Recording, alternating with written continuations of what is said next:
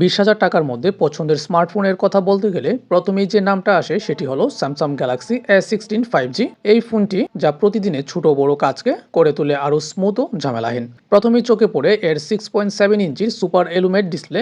যারা মোবাইল ব্যবহারের ক্ষেত্রে চোখের সেফটিকে গুরুত্ব দেন তাদের জন্য এই স্ক্রিনটি সত্যি অনেক ভালো। দিনের কম আলোতে হোক বা রাতের অন্ধকারে ঘরে এর ডিসপ্লে সবসময় পরিষ্কার দেখা যায় এবং আপনি দীর্ঘ সময় ধরে ফোন দেখলেও চোখ সহজে ক্লান্ত হয়ে পড়ে না। পারফরমেন্সের দিক থেকে গ্যালাক্সি S16 আপনাকে হতাশ করবে না, কারণ এতে রয়েছে 2.2 গিগাহার্জ স্পিডের শক্তিশালী অক্টাকোর প্রসেসর, যা দৈনন্দিন কাজ থেকে শুরু করে একসাথে একাধিক ব্যবহার করার সবকিছুই স্মুথভাবে চালাতে সাহায্য করে। তবে গ্যালাক্সি S16 এর সবচেয়ে বড় আকর্ষণ হলো স্যামসাং এর সিকিউরিটি সিস্টেম, যা আপনার পিন, পাসওয়ার্ড এবং ব্যক্তিগত তথ্য আলাদাভাবে সুরক্ষিত রাখে। তাই হ্যাকারদের জন্য আপনার ফোনের গুরুত্বপূর্ণ তথ্যের অ্যাক্সেস পাওয়া প্রায় অসম্ভব। ছবি তোলার জন্য ফোনের অসাধারণ ক্যামেরা ফিচার আপনাকে খুশি করবে। এর 50 এমপি রিয়াল ক্যামেরা এবং 13 এমপি ফ্রন্ট ক্যামেরা সুন্দর ছবি আর সেলফি তুলতে পারবেন। সব দিক বিবেচনায় বাজেটের মধ্যে একটি নির্ভরযোগ্য ফোন খুঁজলে গ্যালাক্সি S16 হতে পারে আপনার জন্য দারুণ একটি চয়েস। কেন এটি কিনবেন? এর 6.7 ইঞ্চির সুপার এলুমেট ডিসপ্লে রয়েছে, 5000 এমপিআরের একটি দীর্ঘমেয়াদী ব্যাটারি রয়েছে যা আপনাকে ভালো ব্যাকআপ দিবে। অন্যান্য ফোনে যেখানে 7000